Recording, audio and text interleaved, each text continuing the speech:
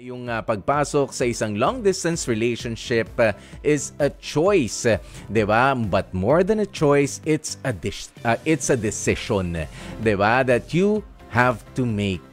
O, ganyan ho yan sa kahit anong mga desisyon natin sa buhay, lalo na nga at panghabang buhay na pagmamahalan ang ating iko-considera, kailangan ho ay maging matalino tayo, kailangan hindi tayo masyadong emosyonal, 'di ba? At hindi tayo nakikinig kung kani-kanino lang, 'di ba?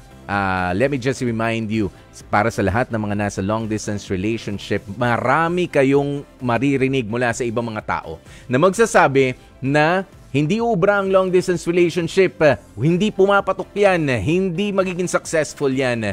Pero paalala nyo ulit sa inyong mga sarili kung sino nga ba yung dalawang tao na nagpangakuan sa isa't isa ng kanilang pagmamahalan.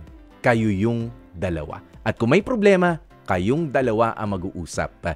Huwag kayong kung kani-kanino magtatanong, yun nandun kasama mo sa malayong lugar o yun nandito, yung kasama mo, yung kaibigan mo, dyan nagmumula yung problema. Kung meron ho kayong gustong sabihin sa isa't isa, you go directly. You talk directly, 'di ba? Straight doon sa inyong kapareha, 'di ba? Para ang long-distance relationship ay unti-unti at mas matanggap na nga natin na pasok naman. 'Di ba? Lalo na nga sa panahon ngayon na kailangan maghanap buhay tayong lahat. Gamitin pa ang lalong gumaganda na mga technology natin.